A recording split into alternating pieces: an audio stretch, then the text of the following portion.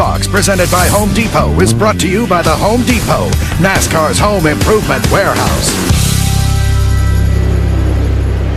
A lot of things can change when you have green flag pit stops, and what has changed the most is the amount of Tony Stewart's lead.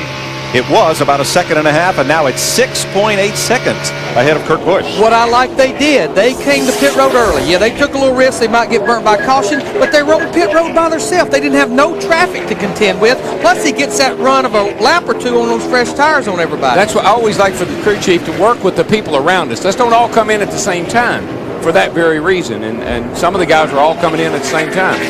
And I think that's all because Tony Stewart stopped first. When the fastest car stopped first, Darrell, can you afford to stay out there on worn tires and keep losing time to him? Well, I don't know, but a lot of those guys down there is monkey see, monkey do. If it's time for him to pit, it's time for me to pit. All right, I want to give you an example. We saw on about lap 57 or 58, all these cars on pit road at one time. We want to show you why you can lose so much time on pit road. Let's listen. That 88, he's going to be real close in that 88 up there.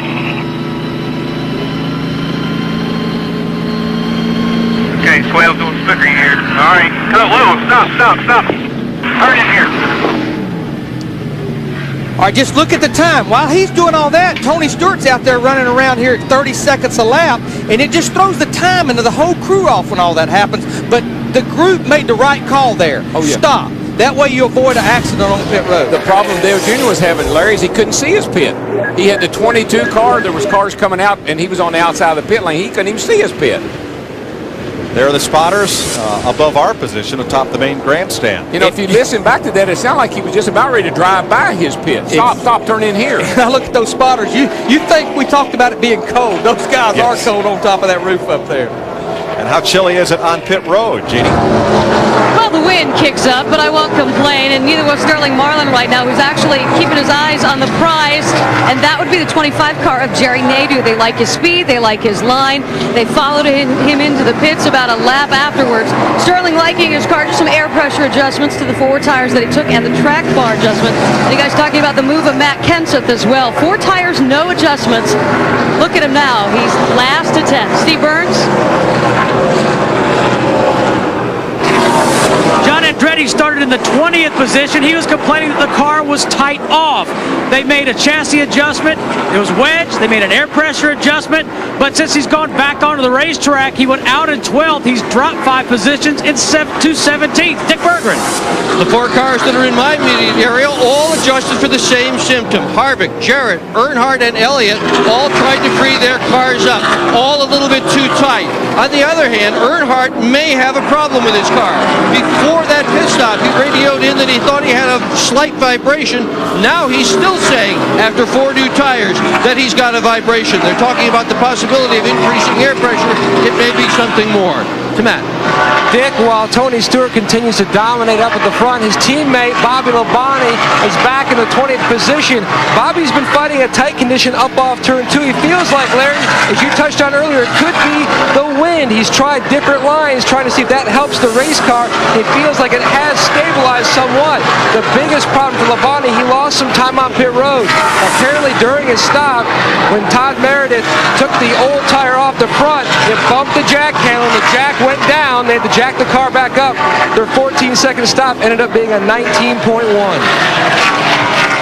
5 seconds is a lot on pit road. And you know, Darrell, we're going to hear it all day long. And it's going to get worse as the race goes on. My car's tight. My car won't turn. Let's watch this replay right here before we talk about that, though.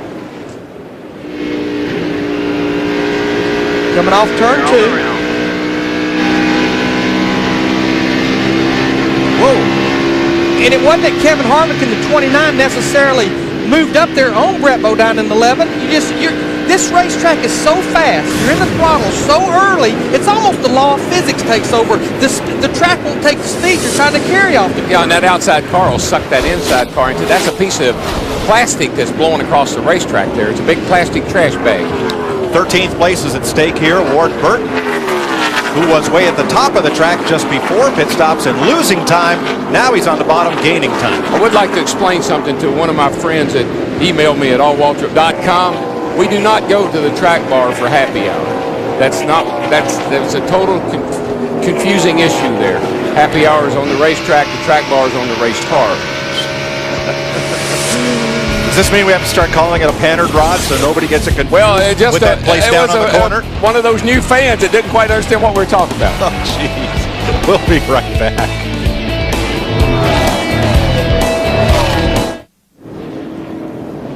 A lot of debris on the track has put us under the first caution, and all the lead lap cars have made pit stops. There's a loose trash bag among the things out there. That was the problem. That thing is floating around there. I guess at first I said, hey, I don't know about that, but they're right. They need to pick that up. And what that could do, that could get on the front end of a car, and it would take all the air from going in the front end. It cools the radiator. It would cause you to overheat, and you either have to pit to take it off. So I think that was probably a pretty good move because this wind's blowing a lot of that stuff around. The luckiest guys in town, Kyle Petty and Ricky Rudd, who got saved from going a lap down, but a number of drivers have been lapped. Here's a look at your leaders' pit stops. Everybody coming to pit road, 4 tires. Stewart, Busch, and Nadeau, top to bottom. And on the right side of your screen, watch the race off of pit road. Are tires important, guys? How long ago was it we were in? About 15 to 20 laps. You better believe they're important. Not a question on that one. Tony Stewart comes out with the lead. Earnhardt Jr. also out quick. We're under caution in Atlanta. NASCAR Winston Cup Series on Fox, presented by Home Depot, is brought to you by Dodge. You can take life as it comes, or you can grab life by the horns. Dodge. This track fact brought to you by Taco Bell. When this speedway opened in 1960, Fireball Roberts took home a little over $30,000 for the win. Yeah, and Richard Petty's farewell race, Alan Quickie's winning championship, and Jeff Gordon's Winston Cup debut. That's BG and AG. Before Gordon and after Gordon. The two eras of NASCAR. The fastest track on the circuit, average full speed, 193.5 miles an hour. Taco Bell reminds you to think outside the box. Okay, surround sound fans. Crank it up. All right. We're going to get a restart right here.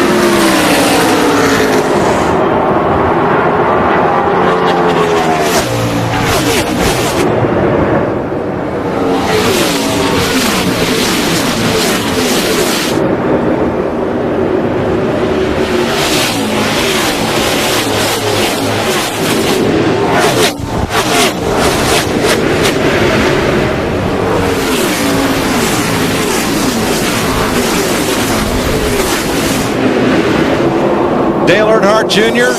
on Tony Stewart for the lead. Jr. had a good pit stop. And Mike, that is the pit stop that will change the complexion of this race. All those green stops, they haven't got time to make a lot of adjustments.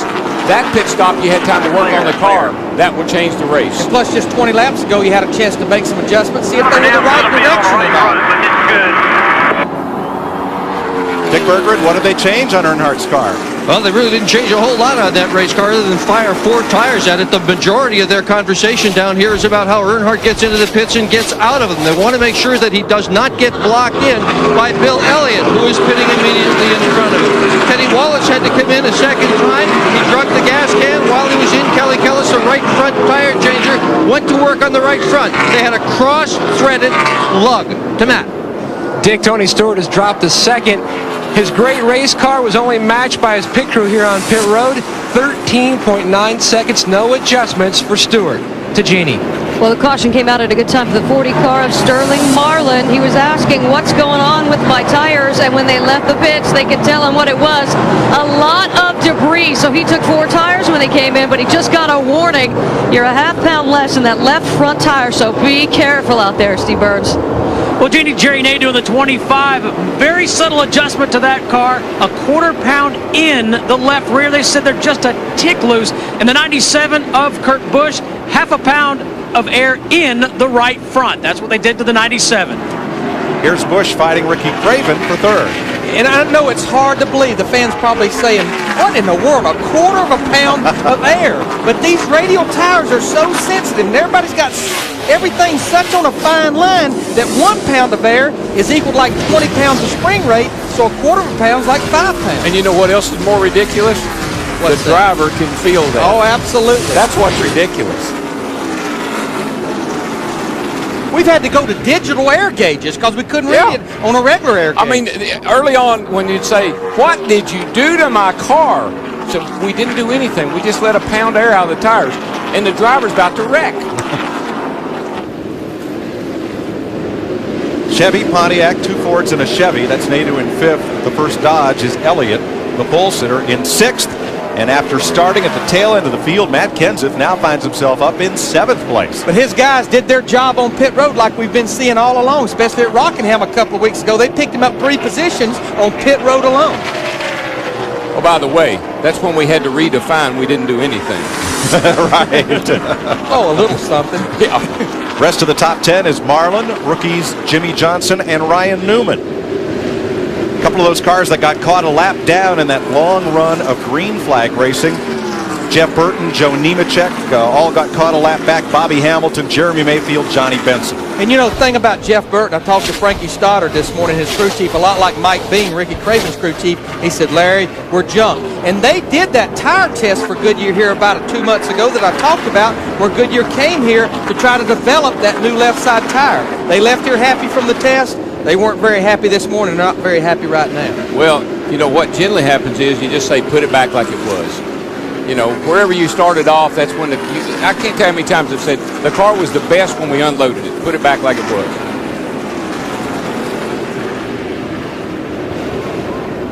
Burton right in front of Jimmy Johnson, kind of splitting the 8th and 9th place cars, Marlin and Johnson. There's the interval from the leader, plus 1 lap. And he's hurting. 34 seconds, and he's not running even as quick as the leader by no means, so hard to ever make that up. He's going to have to try to figure out a way to get back on the lead lap, stay out longer than everybody when everybody pits under green, or do something, take 2 tires. Compare the lines here, Darrell. Junior climbs the hill, and Tony's right down on the line. Tony will prevail because I tell you, he can hook that bottom with the best of it. He's a bottom sucker. Catfish. Now Junior tries the low line at this end of the racetrack. See, he liked that. He said that looked pretty neat.